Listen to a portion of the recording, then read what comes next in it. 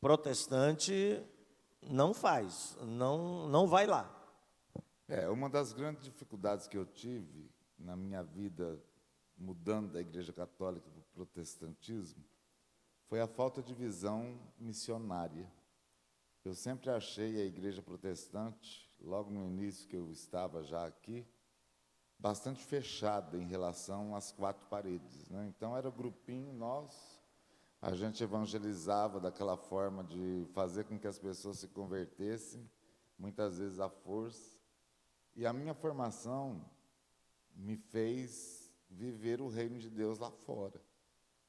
Então, um dos princípios, uma das coisas que Deus levantou logo na minha conversão, foi trabalhar com os caminhoneiros. E como eu pregava muito, eu viajava muito, eu comecei a ver as dificuldades dessa classe de trabalhadores que vivem nas estradas, que sofrem solidão, que sofrem problemas, muitas vezes com drogas, com um monte de coisas, é uma vida muito sofrida. E eu comecei a observar que seria um meio da gente ser presença de Deus com esses profissionais. E eu comecei a parar em postos de gasolina, logo no início, isso há mais de 25 anos, e a ouvir os caminhoneiros. E através da primeira igreja que eu fui acolhido em São Paulo, em Osasco, eu comecei a apresentar alguns projetos, algumas necessidades entre os caminhoneiros. E nós criamos uma Bíblia padronizada para evangelizar caminhoneiros. E foi a maior bênção que aconteceu no meu ministério, na vida, que Deus me deu.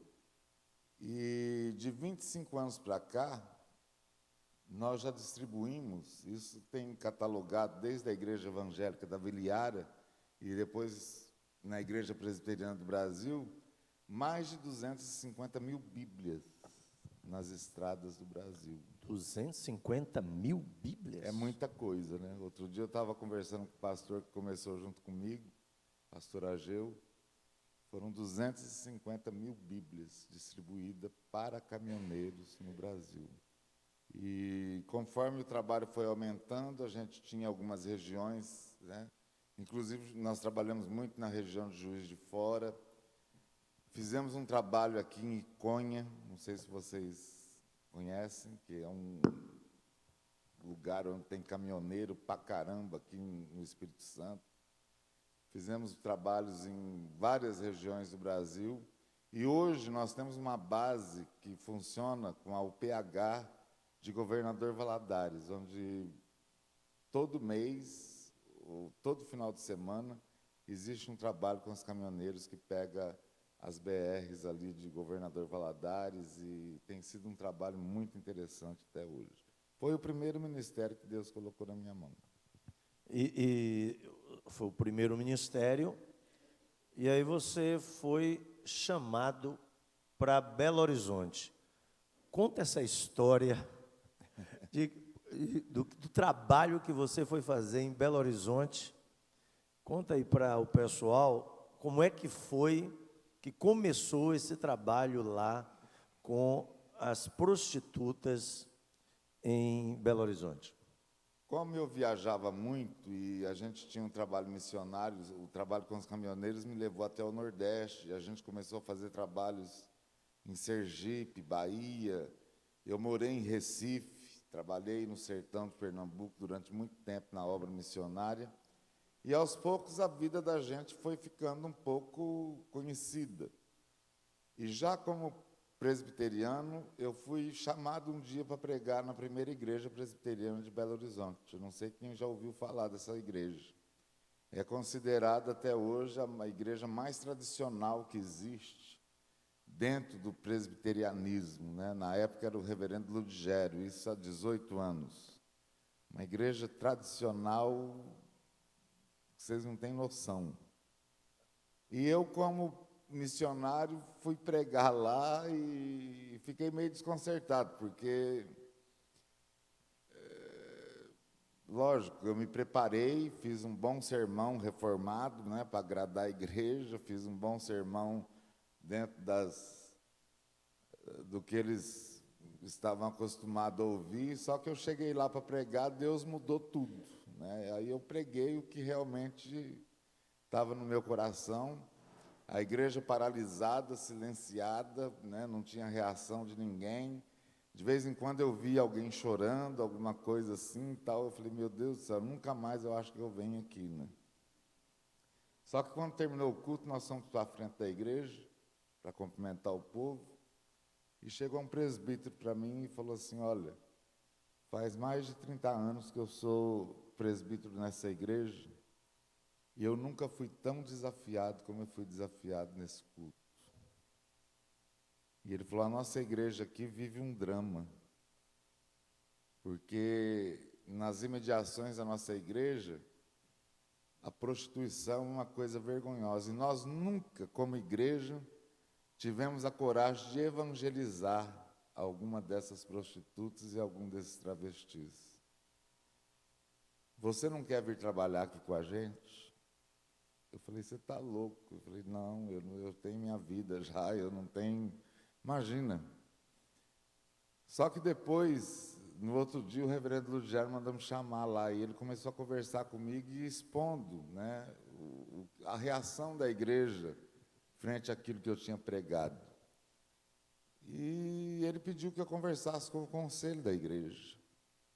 E o conselho me desafiou. Eu falei assim, olha, eu vou ficar aqui durante uns 3 meses, né, de acordo com a minha possibilidade, e vou formar a igreja para que vocês trabalhem com as prostitutas. Porque eu não tenho pretensão nenhuma de trabalhar aqui em Belo Horizonte, muito menos na igreja. E fizemos um trabalho de conscientização na igreja, foi muito bom, né? Eu que tinha experiência já com prostitutas e travestis na época da AIDS, fizemos um trabalho muito bom, levantamos muitos voluntários, mais de 150 voluntários para trabalhar com prostitutas. Iniciamos o trabalho e eu fui ficando. E dos 150 voluntários, ficou só eu. Ficou só eu. E a igreja apoiando de forma assim, olha, a gente apoia, mas a gente não quer saber muito de compromisso. E esse trabalho foi criado com as prostitutas lá, é um ministério da Primeira Igreja de Belo Horizonte. Hoje nós temos os missionários, o Carlinho que está aqui, que está me acompanhando, a Adriana, o Adilson, tem alguns presbíteros lá em Belo Horizonte que se envolvem com o trabalho com as mulheres. E nesses 18 anos de trabalho lá, já foram tiradas da prostituição mais de 300 mulheres. É um trabalho complexo, é um trabalho que a igreja... É engraçado, né, Paulo? A gente nunca... O que eu sempre ouço é que a igreja nunca está preparada para receber esse tipo de gente. Então, dessas 300 mulheres, eu acho que só a dos Anjos, que é a coordenadora e é a missionária principal lá, que é membro da Primeira Igreja. O resto está tudo na Assembleia de Deus, na Deus é Amor, não sei aonde, mas estão trabalhando, têm vida digna, mudaram de vida completamente. E isso é que é importante no reino de Deus. Eu fui parar lá dessa forma, né? E hoje, de todos os trabalhos missionários que nós temos, é o trabalho que mais eu gosto, né? Eu tenho ido a cada 2 meses para orar com eles e dar Santa Ceia e alguma coisa nesse sentido. E é um dos trabalhos que mais alegra o meu coração, apesar de ser o mais difícil.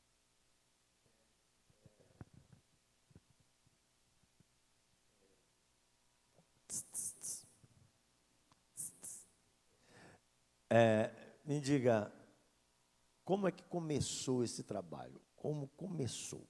Você treinou o pessoal, capacitou? Você já falou comigo que as prostitutas e os travestis ficavam na frente da igreja, ali naquela praça. Na Afonso Pena.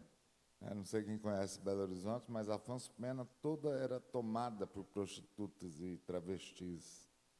E principalmente na região da igreja, que era bem central ali na Afonso Pena. Eu não me lembro o cruzamento ali. E a igreja era um lugar estratégico para os programas de prostituição. Então, nós fizemos treinamento e eu tive contato com a presidente da Associação de Prostitutas de Belo Horizonte. A presidente tem uma associação, né? Tem uma associação, sim, profissionais do sexo. Hoje não se fala mais prostitutas, né? Há muito tempo não se fala mais prostitutas. A gente fala prostitutas porque o pessoal entende melhor, mas é profissionais do sexo. E quando eu cheguei na casa dessa mulher, chamada dos Anjos, era uma casa totalmente... Era uma vida totalmente louca. A primeira vez que eu estive lá, eu fui recebido a pedradas. A primeira coisa que ela falou comigo, ela falou que ela odiava crente, que ela não gostava de crente, que ela era prostituta, que ela nasceu prostituta, ia morrer prostituta. Se eu estava ali para converter ou para fazer algum trabalho nesse sentido, eu não era bem-vindo. Mas era uma casa, por exemplo, onde funcionava uma clínica clandestina de aborto. Era uma casa onde era uma agência onde ela captava mulheres para se prostituir. A dos Anjos veio da prostituição desde a idade de 13 anos. Uma mulher sofrida, uma mulher marcada pelo sofrimento, pela miséria, mas muito politizada, muito esperta. Só que conforme ela estava falando comigo, me xingando e destratando e falando alguma coisa, Deus colocou no meu coração: caminhe com essa mulher. E eu insisti com ela na caminhada durante 3 anos. E ela sempre resistente a tudo. Ela me xingava, ela bebia muito, e às vezes encontrava com ela na zona de Meretrício, onde era o campo que a gente trabalhava, e ela era uma pessoa terrível. Mas aos poucos, por isso que a gente tem que ter perseverança no trabalho. 3 anos de trabalho, ela começou a reunir algumas mulheres. A gente reunia num salão da UFMG, na Rua Espírito Santo, que é o lugar das zonas de Meretrício, lá na Guaicurus. E a gente falava um pouquinho, que a gente chama de discipulado, né? A gente tinha 20 minutos para falar, tinha um lanche, a gente orava, nós levávamos psicólogos que faziam dinâmica de grupo com as mulheres, e nós fomos conquistando aos poucos a confiança dessas mulheres, e principalmente da dos Anjos. E um dia, depois de 3 anos, que eu cheguei para a primeira igreja, eu falei assim: olha, eu acho que é bom a gente parar, porque não tem uma conversão, não tem resultado nenhum, a gente está gastando dinheiro, gastando tempo, gastando, né? E eu acho que a gente tem que... E o presbítero que me convidou para ir lá, que falou: não, vamos dar mais um tempo, vamos ficar mais uns 2 meses. Eu falei: olha, mais 2 meses a gente encerra. Não tinha convertido ninguém. Ninguém. 3 anos de trabalho, de evangelismo, de discipulado, de coisa, nenhuma conversão. E a dos Anjos cada vez mais rebelde. Então eu falei assim: é bom parar, né? Numa dessas reuniões que a gente estava com cerca de 18, 20 prostitutas, e a dos Anjos. E eu estava falando sobre o senhorio de Jesus. Era 5 minutos de meditação sobre o senhorio de Jesus. Quando eu terminei de falar, a dos Anjos levantou a mão e falou assim: pastor, eu posso falar um negócio? Eu falei, pronto, acabou a reunião, né? Porque a dos anjos era bocuda, xingava. Eu falei, meu Deus do céu. Eu falei, pode. A hora que eu falei, pode, essa mulher começou a chorar. A chorar, a chorar, a chorar, a chorar. E ela falou assim, eu não sei o que está acontecendo, mas de um tempo para cá eu não consigo mais fazer o que eu fazia. Alguma coisa está acontecendo comigo. E eu acho, olha o que ela fala, eu acho que eu estou me convertendo. E a partir daquele momento, todos os anjos teve uma transformação fora de série. E resumindo um pouco a história, ela se casou, a casa dela, que era um prostíbulo, um lugar onde foi feito muitos abortos, muita coisa, se transformou numa congregação da igreja presbiteriana, da primeira igreja, onde passaram muitas pessoas que trabalharam, pastores que... E aí, e até hoje, ela continua liderando o trabalho entre as mulheres, o trabalho dela específico com as mulheres, com filhos de prostitutas. Nessa pandemia, por exemplo, ela tem atendido muitas famílias envolvidas na prostituição. E a dos anjos é uma pessoa assim que ela é autêntica. Se um dia ela tiver a oportunidade de vir aqui, vocês vão até estranhar, porque ela é uma mulher que a vida fez com que ela se tornasse uma pessoa verdadeira. Então, ela não tem papas na língua, ela continua sendo ela. E Deus tem usado essa mulher de uma forma fora do comum, excepcionalmente. Muitas dificuldades, muitas lutas, com isso, a igreja, a gente sempre teve problema, e agora a gente está retomando novamente a congregação, onde muitas mulheres ali foram batizadas, a família dos anjos toda está nessa congregação, mas nunca tivemos disposição, por exemplo, de nenhuma igreja assumir. Por isso que eu volto a insistir, nós não estamos preparados para trabalhar com esse tipo de gente.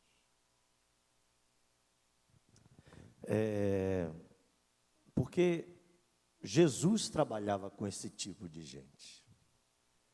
Jesus era amigo de pecadores. A Bíblia diz que Jesus se reunia para comer com pecadores, publicanos, as prostitutas tocavam em Jesus. Jesus era até mal falado por se relacionar com esse tipo de gente. Você já foi mal falado, Abelardo? Não, eu sou mal falado. Primeiro porque eu sou um pastor presbiteriano, no sentido de... Existe um protótipo de pastor presbiteriano, né? Você nunca vai ver um pastor presbiteriano... Existem alguns colegas que têm trabalhos sociais, que têm alguma coisa envolvida aí na sociedade, tudo. Mas eu fui chamado, a minha vocação é para trabalhar com pobre. É pobre, pobre, pobre. E no meio desses pobres tem os travestis, tem as prostitutas, tem os viciados, os moradores de rua, por exemplo. Nessa pandemia em São Paulo, vocês não têm noção de quantos moradores de rua foram tirados da rua e que hoje têm a sua vida restaurada pelo poder de Deus. Quer dizer, a gente fala, nossa, que bênção, né? Mas tudo isso é um desafio enorme que a igreja não está preparada para fazer. Eu, por exemplo, já batizei 6 moradores de rua e não achei nenhuma igreja que pudesse acolher esses 6 moradores de rua. Então, eu sou muito mal falado, mas nunca ninguém mexeu comigo no sentido de processar, de levar para alguma denúncia, porque os frutos estão aí do trabalho, né? E realmente eu não estou preocupado com o que falam de mim, né? Eu tenho muito medo de agir como Jesus agiu e de perguntar quem que os outros falam que eu sou, né? Porque eu sei o que as pessoas pensam. Eu sei o que a cúpula pensa, por exemplo, de um trabalho como esse. Nós trabalhamos hoje com famílias miseráveis em São Paulo, nós já estamos com 5 pontos de pregação dentro de favelas, aonde não existe igreja. Existem algumas igrejas que fazem trabalho lá, mas não como a gente, no sentido, não porque nós somos melhores e fazemos melhor, mas que vai com uma proposta de vida, de mudança de vida, de discipulado, de acompanhamento. Você não vê igreja presbiteriana, por exemplo, dentro de lugares muito pobres. É raro a gente ver isso. Então, por exemplo, o que as pessoas perguntam para mim?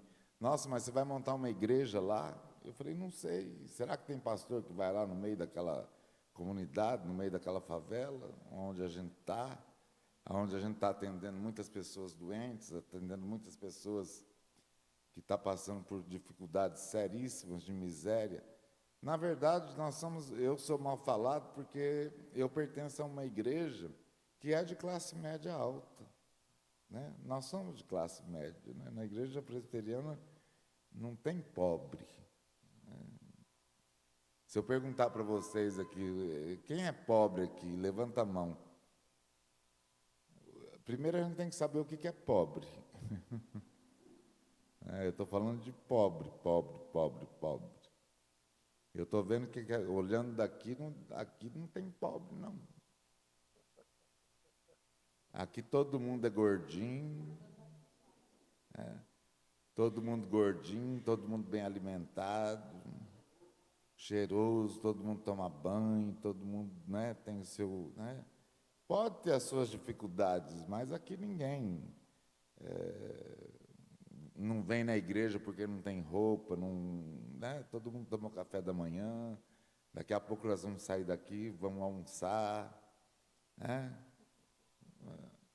Agora, é difícil a gente estar dentro de uma denominação e lutar contra a miséria que existe no mundo, né? E Jesus pede para que a gente se envolva. A igreja ela tem uma responsabilidade social. Mas eu não me preocupo, eu já me preocupei muito com as coisas que as pessoas falam. Por exemplo, muitas pessoas falam, você é de esquerda, você está no meio dos pobres, você é comunista, você...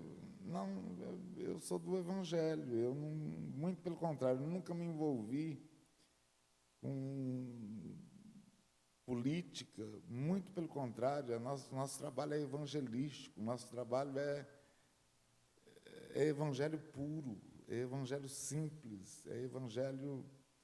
Mas com isso, por exemplo, eu me sinto respeitado pela igreja presbiteriana, porque ontem você falou uma coisa, eu tenho livre acesso, as pessoas respeitam o trabalho.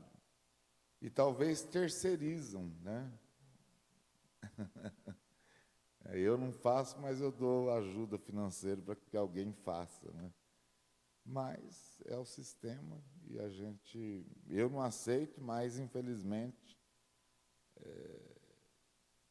eu acho que todo mundo que participa da obra missionária, seja orando, seja contribuindo, seja estando na obra missionária, na parte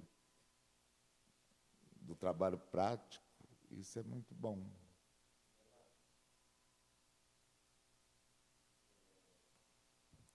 Quantas pessoas, mais ou menos, você tem envolvido na sua missão? A missão, se você entrar no Instagram, você vai ter lá Nossa Missão. Nossa missão. Nossa Missão.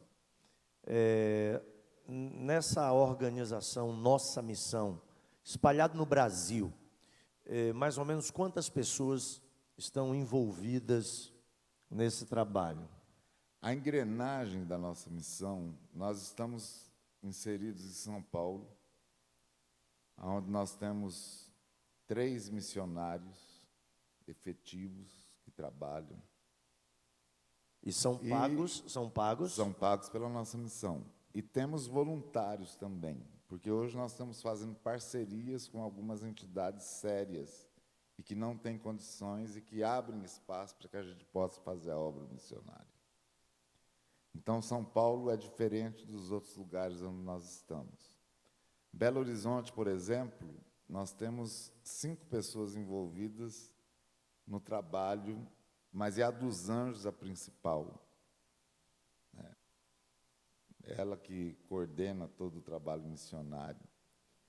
Agora, nós temos muitos missionários hoje na Amazônia, em Manaus, que fazem o trabalho com os... Lá tem 18 missionários envolvidos no trabalho com comunidades ribeirinhas. Lá tem sido o grande investimento hoje da nossa missão. Sergipe, nós temos 8 congregações, 4 missionários efetivos que trabalham diretamente nessas congregações, em comunidades muito pobres.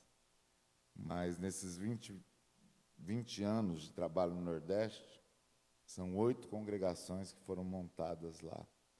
Então, hoje nós temos, envolvidas na nossa missão, umas 45 pessoas que ajudam, né, no trabalho missionário. Muitos são missionários da missão, alguns são missionários da missão, outros são voluntários. Tem aparecido muitas pessoas interessadas, por exemplo, muitos desigrejados que estão começando a se interessar e a se envolver com a obra missionária. São pessoas que saíram das igrejas porque se decepcionaram por algum motivo e se envolvem de alguma forma na obra missionária. Quando eu falo 45 pessoas envolvidas na obra missionária, eu falo também dos mantenedores. São pessoas que ajudam a manter a estrutura financeira da nossa missão, que não é fácil. Por exemplo, para vocês terem uma ideia, mensalmente em São Paulo, nós temos compromisso com pessoas cadastradas, mais de 200 famílias. Então, são 200 cestas básicas, fora aquilo que fralda descartável para adultos e crianças, e acompanhamento com doentes, e dando apoio às pessoas que estão já nas comunidades, trabalhando com pessoas muito pobres. Na comunidade, por exemplo, nas comunidades do Amazonas, são 14 comunidades, ou 18, não sei, é 14 ou 18, depois vocês pesquisam lá. E lá tem sido um problema seríssimo, porque além de ter que levar a cesta básica, há o problema do transporte. É muito mais caro o transporte do que a cesta, porque é tudo feito de barco. Então, lá, se fosse para atender todos, seria mais de 1.000 cestas básicas de pessoas que, se não chegar a ajuda dos missionários lá, passam por sérias dificuldades de fome. Principalmente nesse período que é cheia, onde os rios enchem e eles perdem plantação, eles perdem animais, eles perdem tudo. E os moradores de rua, né? Hoje, por exemplo, a maior dificuldade que nós temos dentro do nosso ministério é kit de higiene para moradores de rua. Sabonete, creme dental, absorvente. Teve uma pesquisa em São Paulo, que não foi feita pela nossa missão, não, mas que muitas mulheres usam até hoje, miolo de pão no lugar de absorvente. Então, se você chega com comida ou kit de higiene, muitas pessoas preferem o kit de higiene do que a comida. É interessante isso. Agora, você se coloca no lugar de uma pessoa que fica 2, 3, 4, 5 dias sem tomar banho.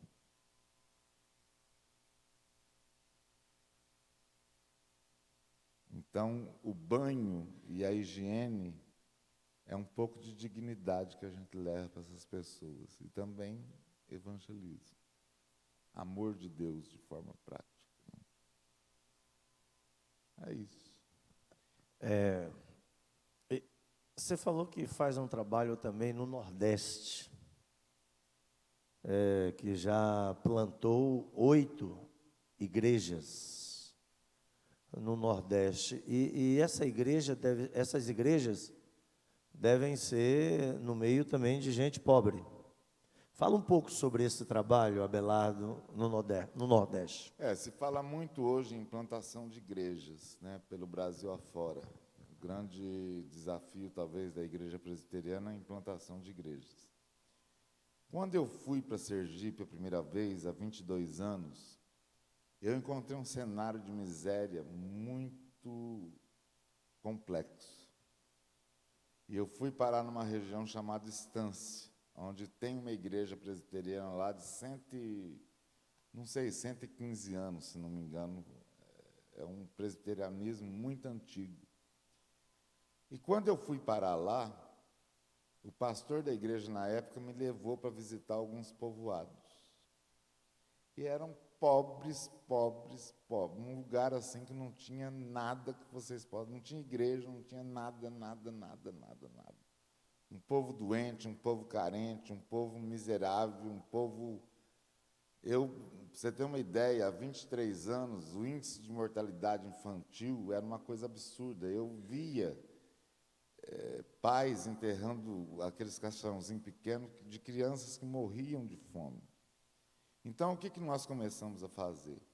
A pegar voluntários em São Paulo, médicos, dentistas, evangelistas, e 2 vezes por ano a gente ia para alguma região lá de distância e ficava lá 1 semana, 10 dias.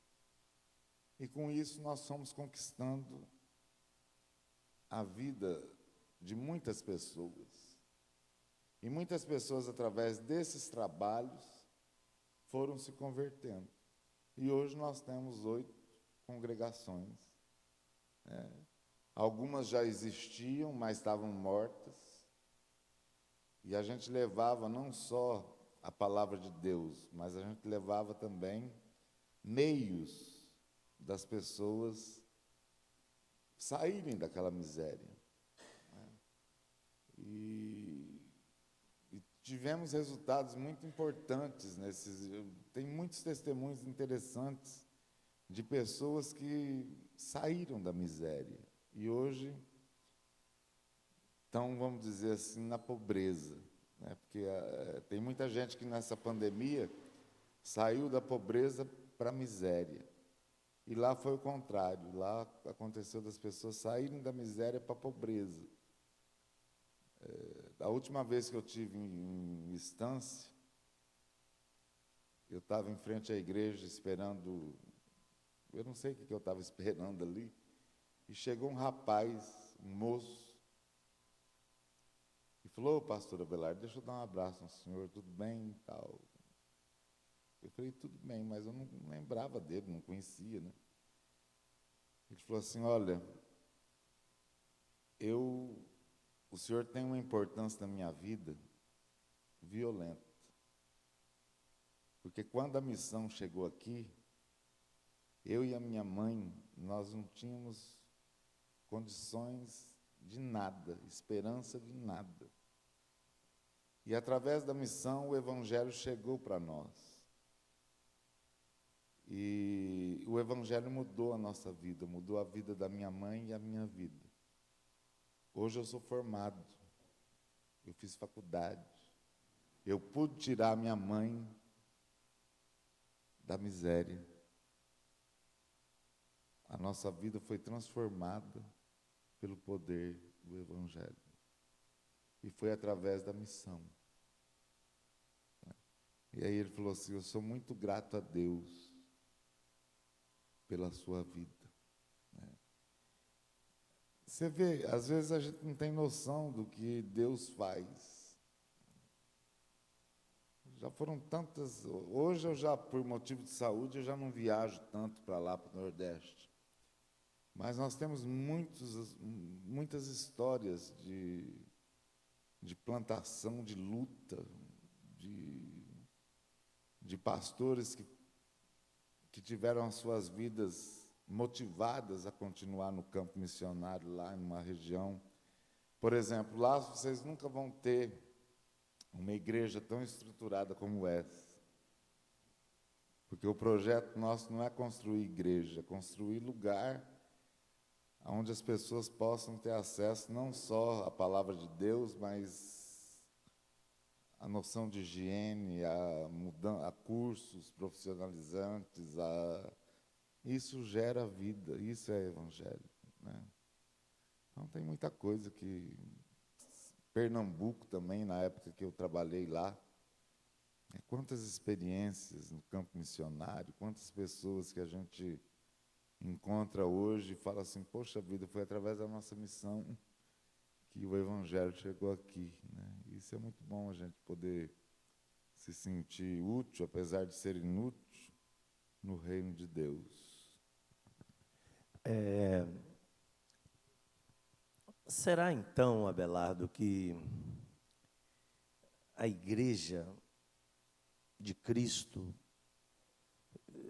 vive outro evangelho? Porque você tá falando aí o evangelho mudou a vida da pessoa,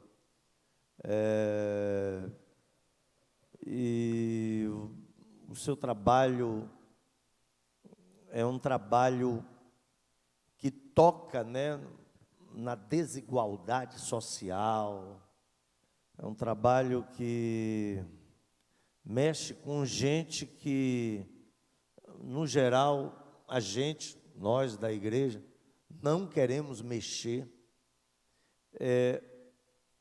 É o mesmo evangelho? Assim, a minha pergunta é a seguinte, então, o que é que está faltando nessa igreja para ela entender esse evangelho? Eu acho que está faltando, quando a gente fala igreja, nós estamos falando de nós, né? Nós somos a igreja. Existe toda a parte institucional que eu, sinceramente, isso é uma forma pessoal, não quero escandalizar ninguém aqui. Eu não acredito mais na instituição. Eu tenho muita dificuldade de acreditar na denominação ou nas denominações. Então, o que é o evangelho e o que é a igreja? Como é que dá para separar? Eu acho que falta para nós, é a pergunta que você fez, sair das quatro paredes. Porque o evangelho só tem sentido quando ele nos leva ao encontro do outro, principalmente do outro que está em sofrimento. E o que a gente vê hoje dentro das igrejas é um povo que está em sofrimento dentro da igreja.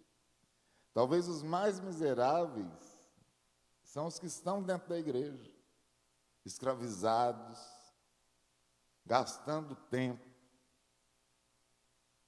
sendo mal evangelizado, ou mal discipulado, ou mal... né? Talvez, por isso que eu acredito que esteja acontecendo nesses últimos anos, por conta de tanta coisa que aconteceu nos últimos 3 anos, está acontecendo um avivamento pessoal. O Espírito Santo tem levantado algumas pessoas para falar, epa, para aí, o que a minha igreja está fazendo? O que eu, como servo de Deus, como discípulo de Jesus, eu estou fazendo? Tanto é que essa pandemia mudou um pouco a visão de igreja. Muitas pessoas pararam de vir à igreja, mas porque está sendo tocado a buscar alguma coisa mais profunda no outro. Porque o evangelho só tem sentido, meus irmãos, e relevância se for lá fora.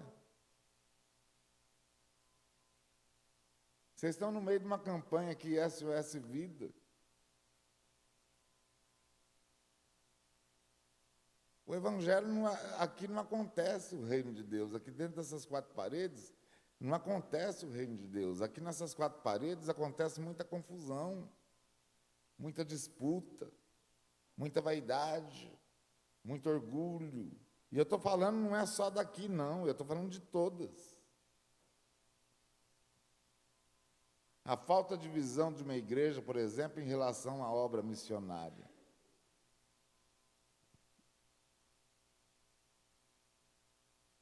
A falta de visão do crente, do compromisso de manter uma obra missionária. Nós não somos igreja, nós somos uma obra missionária. Que a igreja devia manter, mas a igreja com muita mesquinharia, ela não... vai vir um missionário aqui, né? Um exemplo, não sei se é o caso de vocês, né? Mas provavelmente vocês devem ter se reunido para falar, bom, vai vir esse missionário aqui, ele vai vir lá de São Paulo. Ele vai vir pela fé ou nós vamos assumir as despesas dele? Talvez dê uma oferta para ele. Vamos ver direitinho, porque não sei o quê. Talvez, né? Talvez. Eu não estou cantando ninguém em oferta também, não. Mas a falta de visão de reino de Deus. E eu sou testemunha que as igrejas que mais crescem são aquelas que investem na obra missionária. Aquelas que não têm... É lógico, tem que ter um planejamento, tem que ter uma reserva, tem que ter sei lá o quê. Nós não trabalhamos com reserva na missão. Na missão, todo dia a gente acorda, a gente vê com a tesoureira o que tem, o que pode, o que não pode, e os desafios são enormes. Todo dia chega pedido de ajuda.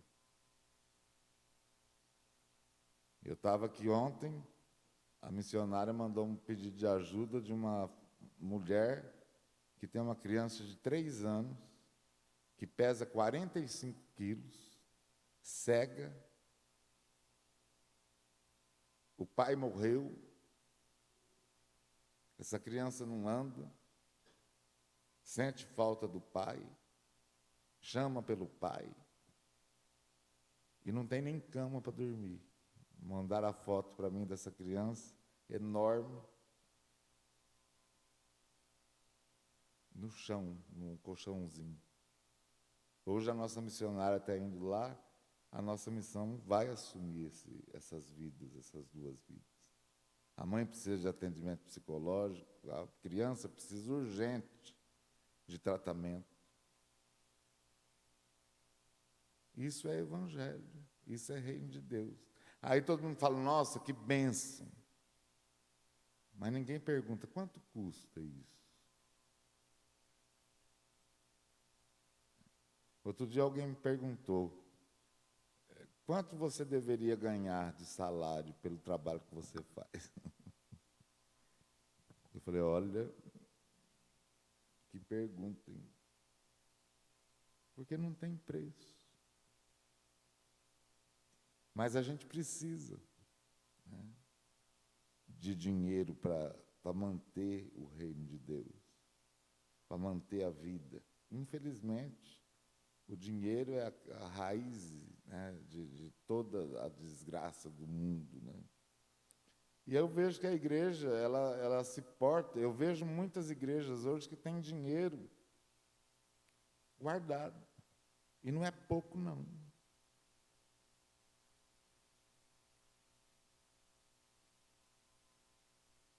Agora, Deus tem levantado pessoas. Aliás, desde quando eu comecei o meu trabalho missionário no meio protestante, eu tenho aprendido muito a viver a providência de Deus. Eu vim pregar, eu estava tentando lembrar, vou dar um testemunho aqui para vocês, como é que funciona a minha vida com a providência. Eu nunca neguei nenhum convite para pregar sobre missões. Eu nunca perguntei se a igreja é grande, pequena, rica, pobre. E eu vim pregar uma vez aqui perto, eu estou tentando lembrar o nome da cidade, já faz perto de Minas, na região de Manhuaçu. E quando eu fui para lá, era uma conferência missionária. O pastor me chamou. E eu sempre mantive a obra missionária através de venda de livros. Inclusive, depois tem livros lá. Muita gente já comprou. E eu lembro que eu vim sozinho. Né? Isso faz muitos anos. E trouxe um monte de livro, que eu não sabia que tamanho que era a igreja. Cheguei lá, era uma igreja de médio porte, devia ter uns 150 membros. Uma igreja normal. Eu só sei que o primeiro dia não vendeu nenhum livro, o segundo dia não vendeu nenhum livro. Na escola dominical eu já comecei a ficar preocupado, porque eu tinha que voltar embora, eu não sabia se a igreja ia. Né? Nunca cobrei também para pregar. E eu lembro que naquela semana eu estava precisando de um dinheiro grande para poder manter a vida e a missão. Chegou no culto à noite, não vendeu quase nada. Só que depois que terminou o culto, veio uma senhora assim simples, mas muito simples. E chegou para mim e falou assim: pastor, eu sou de uma família que sempre acolheu missionários, que sempre apoiou a obra missionária. Eu fiquei tão feliz de ver o senhor falando sobre missões aqui e tudo.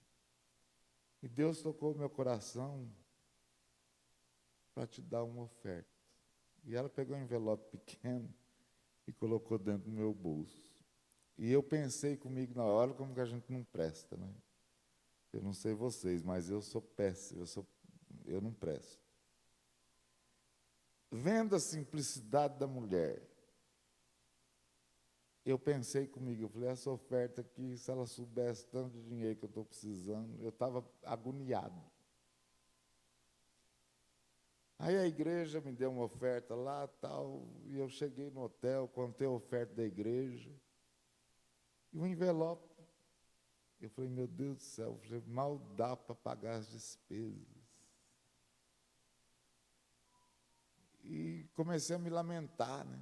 Eu falei, Jesus, desse jeito não está dando para te servir, não. Está difícil, é ruim. E eu não me conformava, porque na segunda-feira eu tinha que acertar um monte de coisa. E quando eu estou lá meio desesperado, me lamentando, vem na minha cabeça um envelope. Eu já estava deitado. Eu falei assim, eu acho que nem compensa levantar para pegar o envelope. Mas eu fui e peguei.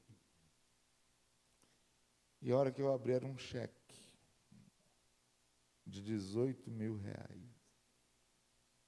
Isso faz muitos anos.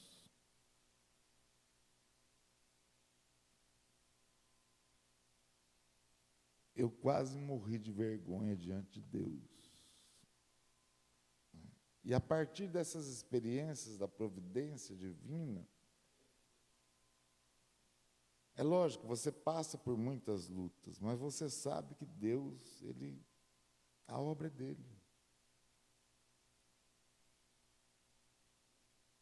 Muitas vezes eu sou questionado pelos missionários e pela minha própria família, né? Nossa, mas você vai para lá, né? Bom Jesus do norte pregar. Eu fui chamado, se chamar é porque alguma coisa vai acontecer, né?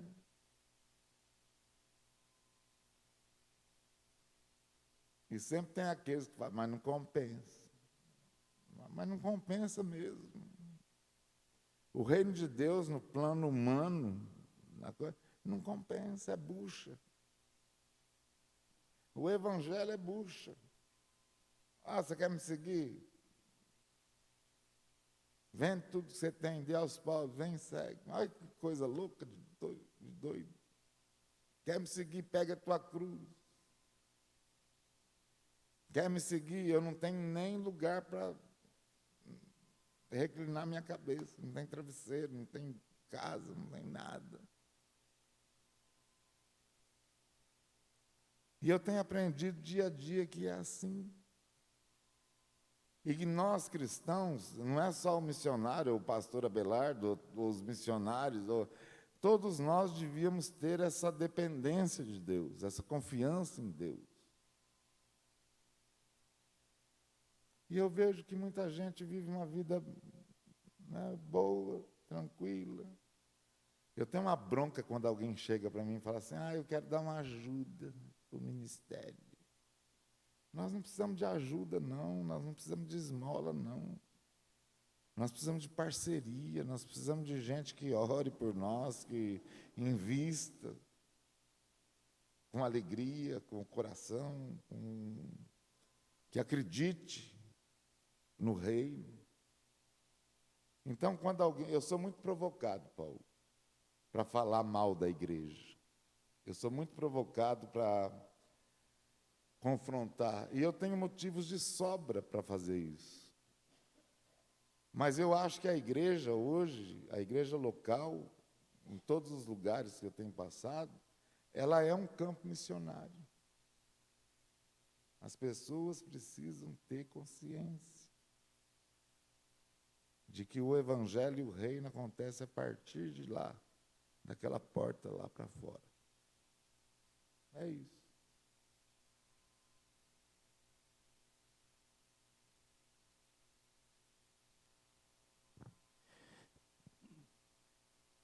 Certo.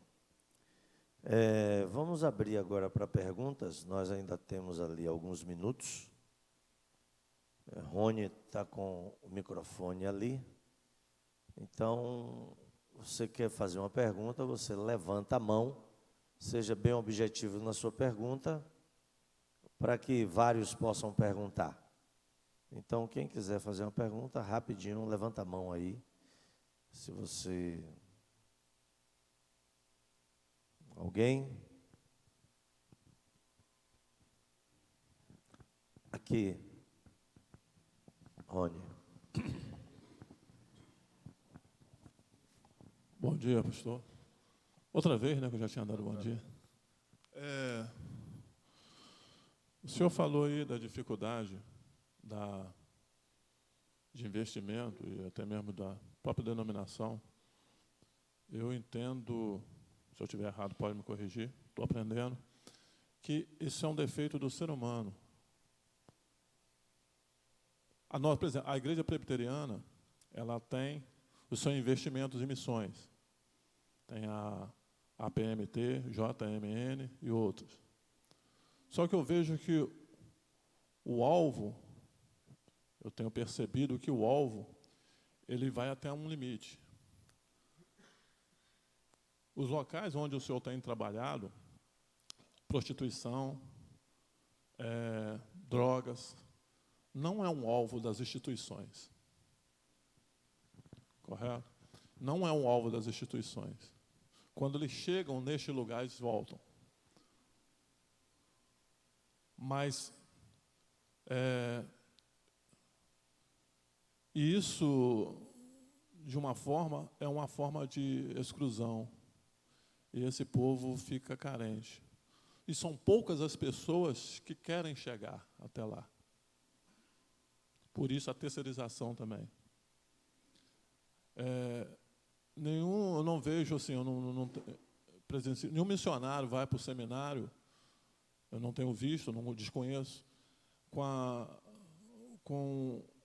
não, eu quero ir lá trabalhar com esse tipo de pessoa. Não, e já pensa logo no grande centro, as igrejas e os grandes centros. Ou seja, já vai para o seminário com a mente de elite. E quando você vê lá nessa área uma igreja, salvo engano, são de pessoas que moram ali, que organizaram uma igreja ali. Mas não é de alguém que veio de fora. Correto?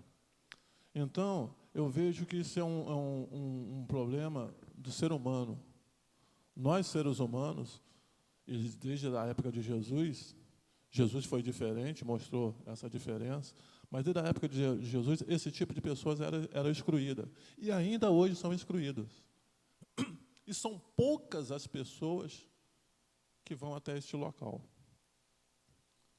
São poucas as pessoas que vão até este local.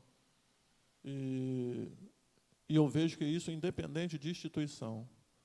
Todas as igrejas, todos nós, como ser humano, infelizmente, nós temos falhado nisso aí. E a própria palavra nos fala nos adverte sobre isso, que um dia nós vamos ser cobrados por isso. Eu estive preso e não foste me ver. Estive nu e não foste. Tive fome. E aonde estão essas pessoas que estão nu, com fome, presos? São nesses lugares, na prostituição, lá no submundo do submundo, onde as igrejas, as denominações não querem chegar. Então, essa é a minha visão, em cima do que o senhor falou também, das denominações hoje, a nossa grande falha. E falha também principalmente como ser humano. Nossa, isso que você levantou causa uma tristeza, um mal-estar na gente. O que você falou aí é uma coisa muito real, muito séria e muito triste.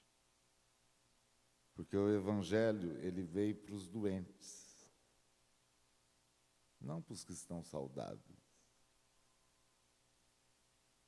Eu acho que tem muita gente dentro da igreja. É lógico que todo mundo precisa da salvação, todo mundo precisa, mas que não precisa, né, de médico. E a gente vê milhões e milhões de pessoas hoje. Eu falo no Brasil porque nós temos trabalho só aqui, e que já é muito. E eu vejo se cada cristão, se cada pessoa, não falo nem instituição, tá? Porque não é. Eu gostei a comparação que você falou do alvo.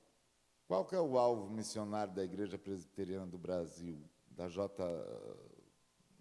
JMN e da APMT? A formação é que as pessoas vá para algum campo para montar uma igreja reformada, para ter uma doutrina, né? Aquela coisa toda, tal, sem a perspectiva social de sofrimento. São pouquíssimas as pessoas que se atrevem a investir realmente em prostituta, em morador de rua, em pessoas que moram em condições subhumanas e tudo mais. Agora, eu fico pensando, ao mesmo tempo, na tragédia de falta de visão, de exclusão. Eu gostei muito dessa palavra que você falou, né, de exclusão. Realmente, a nossa igreja, ela exclui. Né? Você imagina se entrar um travesti aqui agora. E eu vi muitos na festa aí. Eu não fui na festa, mas no hotel passou muita gente, né, transviadas, vamos dizer assim. Você já pensou sentar um travesti aqui agora? O que vocês vão fazer? Se chegar um travesti aqui hoje no conselho, todo siliconado, todo, não, eu estou querendo me batizar, eu estou querendo caminhar aqui na igreja, eu me converti, e o que vocês vão fazer?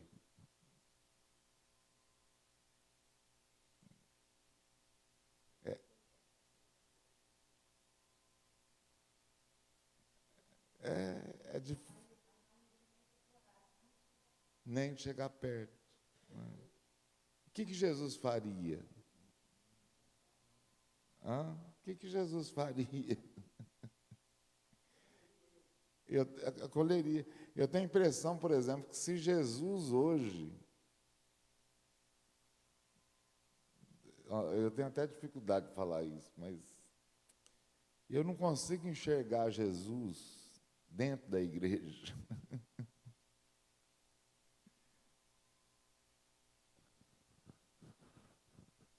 Porque se Jesus hoje passar por alguns conselhos que existem por aí nas nossas denominações, ele não faz profissão de fé. Talvez. Ou senão ele apanha. Então, que cristianismo é isso? Isso que você levantou é uma coisa muito triste. É uma coisa muito... Quantas pessoas hoje não querem mais viver esse sistema religioso? Quantas pessoas hoje desejam ser libertas dessa omissão? E aí, eu pregando esses dias aqui, eu falei sobre utilidade, né? Qual é a relevância, por exemplo, da nossa vida cristã na sociedade? Depois eu vou rever o que você falou no vídeo. E talvez eu escreva alguma coisa sobre isso. Mais alguém? Peraí. Eu estou vendo aqui. Primeiro o Marcelo levantou a mão, depois o Américo e depois o Felipe. Ok? Então vamos lá. É bem rápido, porque o horário já está... Né? Na realidade, eu não quero fazer uma pergunta. Porque nós estamos falando sempre assim, a igreja é isso, a igreja é aquilo, mas a gente precisa ficar atento, sabe, irmãos? Se eu estiver errado, o pastor me corrija, que a igreja somos nós. Existe a instituição, existe nós, igreja. E aí, assim, irmãos, quem está vindo aqui desde quinta-feira, nunca mais a vida será a mesma. Ou senão, não valeu nada. E a gente precisa ficar atento a isso. Então, nós, igreja, eu, Marcelo, eu estou vendo ali na frente, ali está escrito ali um Pix, está escrito ali 1 milhão de cesta. Quantos de nós anotamos o Pix para eu, igreja? Não, a partir de hoje eu vou contribuir. Mas eu não tenho, é só R$10. Não, é mais R$10. Porque às vezes a gente vira e fala, eu não estou querendo defender a igreja não, tá, irmão? Pelo amor de Deus, eles estão certos. Mas eu estou querendo trazer essa responsabilidade para mim, pessoal, Marcelo. Quantos de nós anotamos aquele Pix para a partir de semana que vem eu poder contribuir com essa obra? Porque às vezes a gente fala, não, pois é, a igreja não faz nada, né, gente? Mas eu também não faço, pessoalmente. E isso me incomoda. Eu posso fazer. E desde quinta-feira, toda vez que eu sento na mesa para comer a minha comida, eu lembro de tudo que eu estou ouvindo desde quinta-feira. De gente que não tem. Mas eu tenho. E eu posso. É só isso, não é uma pergunta, só... Tá? Marcelo, dentro disso que você está falando, é muito sério, porque Deus tem levantado pessoas. E nós somos a igreja. Nós somos a igreja. E a igreja institucional que você se referiu aí, né? Existe a igreja pessoal e a igreja que somos nós e a igreja, vamos dizer, conselho administrativo, aquela coisa toda, vai ter que responder diante de Deus pela omissão. Nós vamos ter que responder como igreja, mas a igreja institucional também vai ter que se... Sabe por quê, pastor? Às vezes eu vejo pessoas viram assim, mas para que eu vou mandar para missões? Tem tanta gente precisando de ajuda aqui, só que eu não mando nem para aqui, nem para lá. É verdade. E aí fico assim, A eu desculpa não mando para sempre lá porque eu acho que tem muita gente aqui, e eu não mando para aqui porque às vezes eu esqueço. Américo. É uma pergunta, é sobre missão, né? Nós estamos aqui numa missão, e às vezes, muitas vezes, eu vejo que às vezes estão usando as missões para juntar bens materiais, não o reino de Deus. Eu vejo, né, o crescimento. O que o senhor acha de hoje? As igrejas, em geral, estão investindo muito mais nos bens materiais ou na missão? O senhor fala na missão, em que a missão, ela tem, né, custo, né, a missão. E, às vezes, os custos hoje, às vezes, estão sendo acumulados e a missão está ficando para trás. Aquilo que nós devemos fazer, às vezes, estão encolhendo. Às vezes, as pregações hoje, às vezes, é mais em bens materiais de que é missão, que é a missão, que é o reino de Deus, é crescer o reino de Deus. E, às vezes, as igrejas estão crescendo mais bens materiais de que o reino de Deus. O que o senhor acha disso hoje? Nós vivemos hoje. É uma vergonha. Dentro do que o Marcelo falou e dentro do que você está falando, há uma diferença muito forte, né? As igrejas, de um tempo para cá, têm pregado muito a respeito de materialismo, sobre teologia da prosperidade, né? Os crentes estão ficando mesquinhos, estão ficando interessados. Existe uma pregação que não leva a Jesus Cristo de Nazaré, mas leva a um Jesus Cristo mágico, que resolve a vida mediante aquilo que você dá para a igreja, né? E existem igrejas e igrejas. A igreja presbiteriana até hoje não entrou nessa questão, algumas sim, de teologia da prosperidade. Mas as igrejas estão muito mais preocupadas, né, com o conforto, né, o ar-condicionado, a boa instalação, a boa, né, arrecadação. A gente tem que lidar com tudo isso, tudo. Enquanto isso, o reino de Deus, eu queria explicar uma coisa para vocês. Eu não tinha visto aqui que ele colocou lá. Nós estamos com essa meta de 1 milhão de cestas básicas até dezembro. Mas a nossa questão não é a fome material das pessoas. O que a gente precisa diferenciar também é o que é missão evangélica do evangelho e missão social. Nós usamos da missão social, que precisa de dinheiro, que precisa de cesta básica, tudo, para poder atingir o objetivo principal, que é o evangelho. A missão não existe para matar a fome das pessoas. A missão existe para falar do reino de Deus, para falar do evangelho. E para isso é necessário dinheiro. Não adianta nada a fé, não é só. Eu vou sair lá de São Paulo para vir em São Bom Jesus, mas eu vou pela fé, em nome de Jesus. Aí eu chego para abastecer o carro e falo, não, em nome de Jesus. Aí o frentista vai falar, vai plantar batata, né? Que Jesus é esse? Então, tudo que o Marcelo falou e tudo que esse irmão acabou de falar, são coisas que caminham juntas. Porque Deus levanta o nosso coração, Deus trabalha o nosso coração para termos um compromisso pessoal com Ele. Isso independe do que a igreja faz. Abelardo. Felipe. Vamos lá. Pastor, bom dia. Bom dia. Eu queria ouvir a opinião de alguém, né, do senhor experiente em missões, em relação ao Ministério Igreja em Células. Por quê? Nossa igreja, ela tem caminhado para se transformar numa igreja em células, assim como ela já foi. Há tempos atrás, por alguns motivos, não permaneceu, mas tem caminhado para retornar a a trabalhar com células, né? Não com células, né? Em células, uma igreja em células. Nós, no passado, inclusive, tivemos aqui células grupos grandes, de células grandes, em que até uma célula que eu mesmo liderava, um grupo de células que eu mesmo liderava, e a gente tinha nas costas, tinha uma camisa que nas costas tinha um dizer, que era botar uma música do Kleber Lucas, que dizia assim, eu vou lançar as redes, eu vou cuidar de vidas, eu vou na Babilônia para libertar cativos. Tá?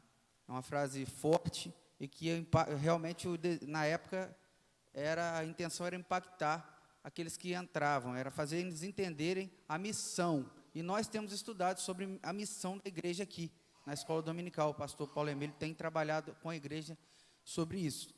Então, eu queria saber a opinião do senhor, se é possível, né, e como que funciona essas missões na igreja em células, se é possível se fazer missões em célula.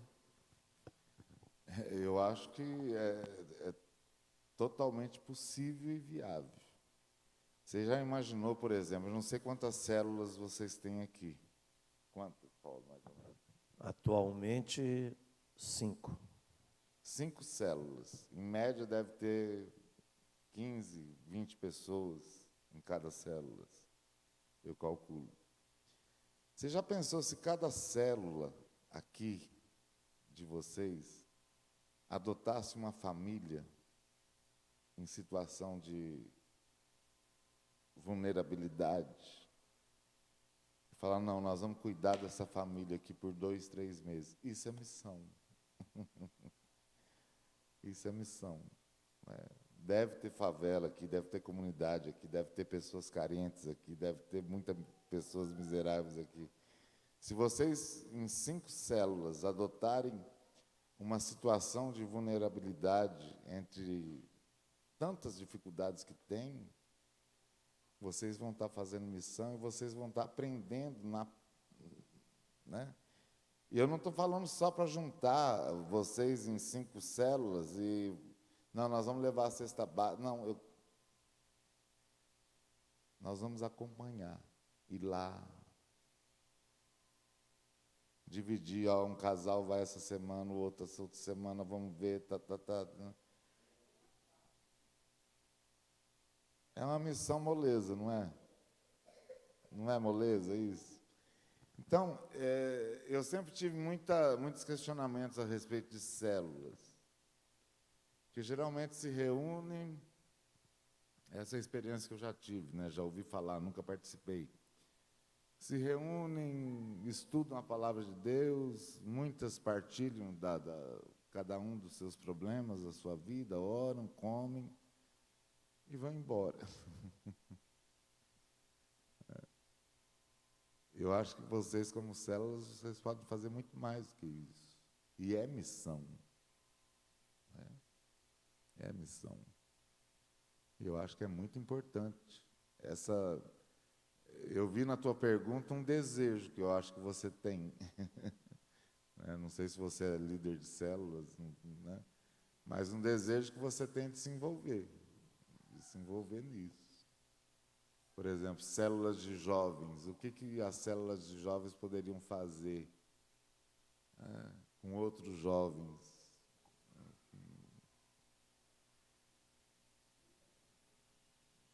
É um campo missionário.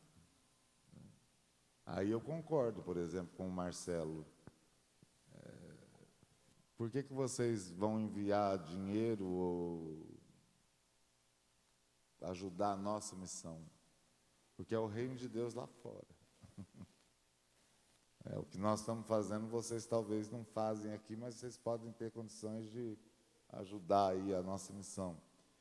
Mas se cada cidade, por exemplo, investisse na sua própria cidade, em projetos missionários, poxa vida, que bênção.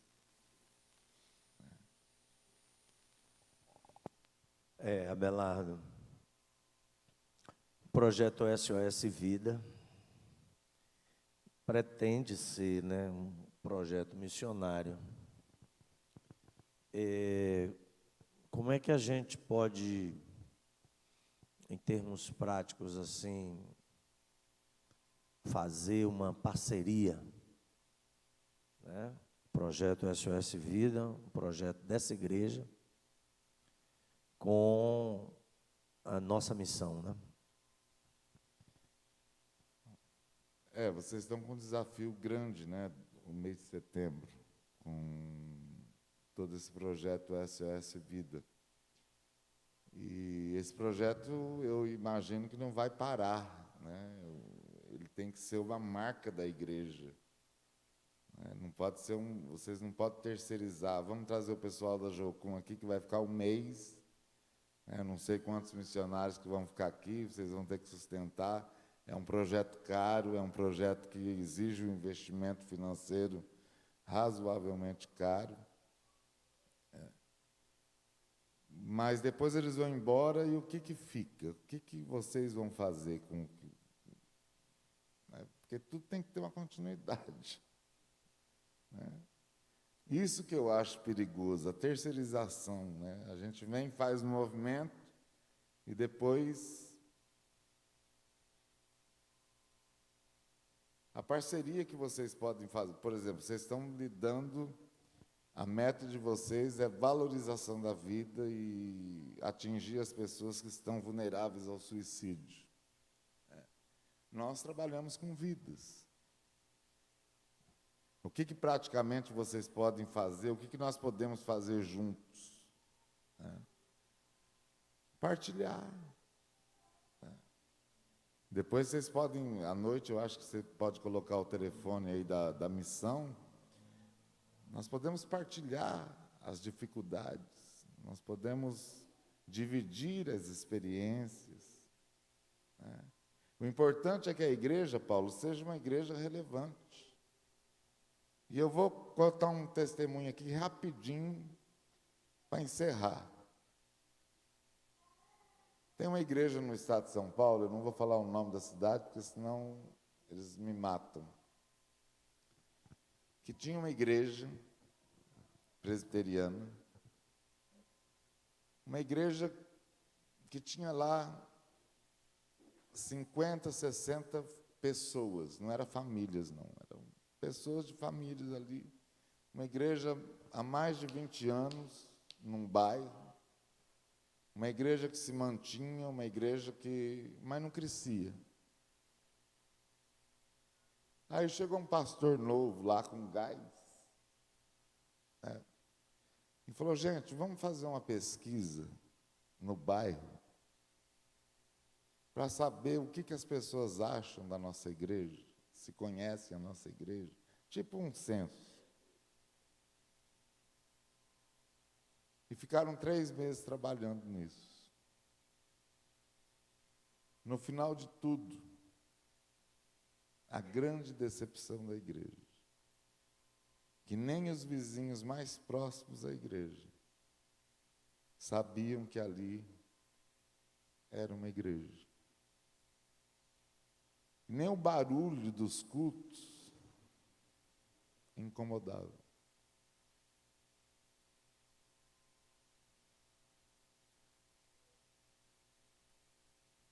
Foi frustrante para todo mundo. E pergunta para mim se eles tomaram alguma providência em relação a isso.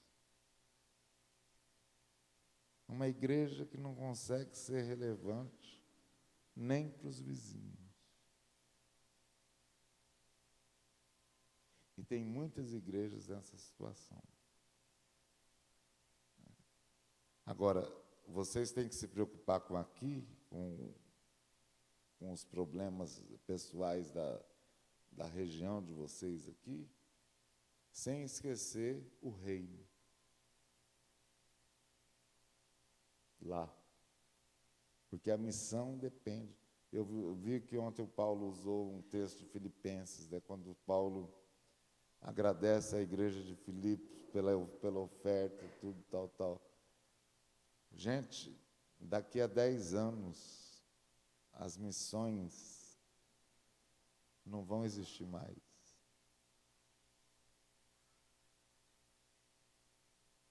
Se você particularmente não orar a Deus pedindo, Senhor, me envie alguma missão que eu possa investir. A nossa geração nova aí, ela não tem essa visão de falar, não, eu preciso manter o missionário lá, eu preciso... Vai acabar. Aí acabou, aí é a derrota final da igreja, né, que somos nós. Vamos orar, irmãos? Vamos nos colocar de pé para descansar um pouquinho. Eu vou pedir ao pastor Abelardo que ore por nós, para que a nossa visão seja ampliada, que Deus nos dê, né, uma visão maior. Sempre que eu, em meus ministérios, as igrejas onde eu passei, que eu levei o pastor Abelardo, depois do tempo que ele ficava conosco na igreja, a minha visão ficava maior, mais ampla. Eu hoje sou muito fruto dessa visão, assim, desse contato. Então, ore pessoalmente, pedindo a Deus que a sua visão seja ampliada, né? Que a sua visão cresça. E eu vou pedir que Ele faça isso agora. Ore por nós, nesse sentido. Vamos orar. Deus, Pai Todo-Poderoso, nós às vezes não temos noção do privilégio que é o seu Evangelho, o Evangelho do seu Filho Jesus das nossas vidas. Às vezes nós não temos a dimensão daquilo que o Senhor quer fazer através das nossas vidas, em favor da vida dos outros.